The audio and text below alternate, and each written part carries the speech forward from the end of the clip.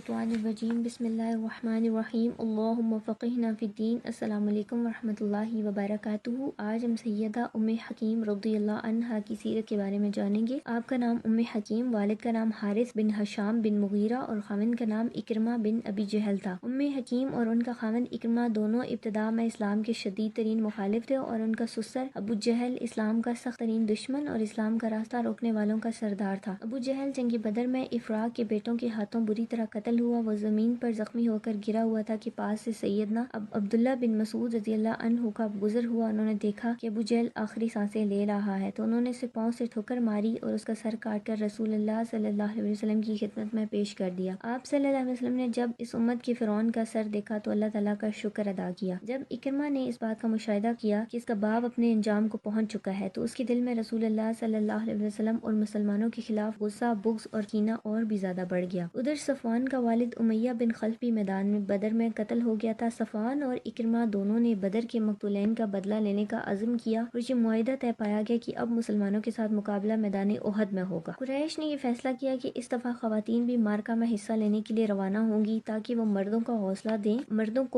دیں اور لڑائی پر ان کے دلوں میں بہادری کا احساس پیدا کریں۔ ہند بنت عتبہ ابو سفیان بن حرب کے ساتھ ہی، ریتا بنت منبی عمر بن عاص کے ساتھ، ام حکیم بنت حارث اکرمہ بن ابی جہل کے ساتھ اور برزہ بنت مسعود صفوان بن امیہ کے ساتھ جنگ کے لیے روانہ ہوئیں۔ جنگ احد میں قریش کا پلہ بھاری ہوا، اس لیے کہ تیر اندازوں نے پہاڑ کا درہ چھوڑ دیا تھا۔ انہوں نے اپنے قائد رسول اللہ صلی اللہ علیہ وسلم کی حکم عدولی کی تھی، اس لیے جنگ کا پانسہ مسلمانوں کے خلاف پلٹ گیا۔ غزوہ خندق میں قریش کے ساتھ اکرمہ بن ابی جہل نے بھی میدان سے راہ فرار اختیار کیا تھا۔ فتح مکہ کے دن لوگ جوگ در جوگ دائرہ اسلام میں داخل ہونے لگے، لیکن اکرمہ بن ابی جہل خوفزدہ ہو کر یمن کی طرف فرار ہو گیا۔ ہند بنت عتبہ کو یقین آ گیا کہ اسلام غالب آ گیا ہے، اب قریش اسلام کا مقابلہ نہیں کر سکیں گے۔ وہ ام حکیم اور بعض دیگر خواتین کو اپنے ساتھ لے کر رسول اللہ صلی اللہ علیہ وسلم کی خدمت میں حاضر ہوئیں تاکہ تمام خواتین رسول اللہ کی بیعت کر لیں اور اسلام قبول کرنے کی سعادت سے بہرہ ہو جائیں۔ جب ام حکیم نے رسول اللہ صلی اللہ علیہ وسلم کی بیعت کر کے اسلام قبول کر لیا، رسول اللہ صلی اللہ علیہ وسلم سے اپنے خاوند اکرمہ کے لیے ضمانت طلب کی تو آپ نے انہیں ضمانت دے دی۔ وہ اپنے خاوند کی تلاش میں سمندر کی طرف گئیں۔ جب وہ ساحل پر پہنچی تو وہ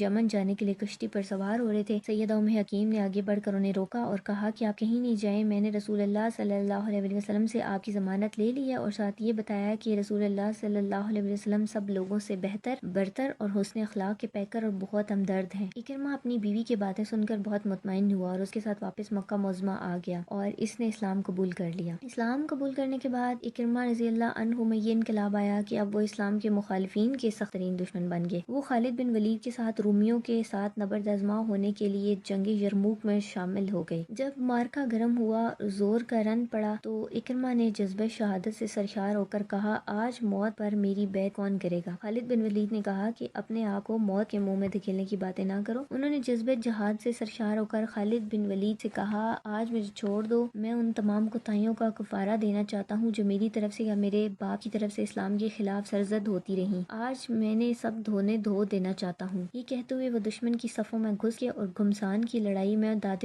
شجاعت دیتے ہوئے جام شہادت نوش کر لیا۔ جب ام حکیم نے عدت پوری کر لی تو خالد بن سعید نے ان کے ساتھ شادی کر لی اور ولیمے کا اہتمام مرج الصفر نامی پل کے پاس کیا۔ بعد میں اس پل کا نام ام حکیم کے نام سے موسوم کر دیا گیا۔ ولیمے سے فارغ ہو کر خالد بن سعید رومی فوج سے مقابلہ کے لیے میدان میں نکلے اور لڑتے ہوئے جام شہادت نوش کر گئے۔ جب ام حکیم نے یہ صورتحال دیکھی تو خیمے کی ایک لٹ پکڑ کر اس کے ساتھ 7 دشمنوں کو واصل جہنم کیا۔ اللہ سبحانہ تعالیٰ ام حکیم رضی اللہ عنہا پر اپنی رحمت کا سایہ دراز کریں اور انہیں جنت الفردوس میں اعلیٰ مقام دیں، آمین یا رب العالمین۔ ہمیں جو سیدہ ام حکیم رضی اللہ عنہا کی لائف سے لیسنز ملتے ہیں وہ یہ ہیں کہ شوہر کی شہادت کے صدمے کے باوجود بھی اللہ کے فیصلے پر صبر اور یقین رکھا انہوں نے۔ سچا ایمان وہی ہے جو آزمائش میں بھی قائم رہے۔ اگر عورت با ایمان ہو تو وہ کمزور نہیں بلکہ بہت بہادر ہوتی ہے۔ صبر کے بعد اللہ تعالیٰ انسان کے لیے بہت سارے راستے کھول دیتے ہیں اور دین کے لیے قربانی ہی اصل کامیابی ہے۔ سبحانک اللہم و بحمدک، اشہد ان لا الہ الا انت، استغفرک و اتوب الیک۔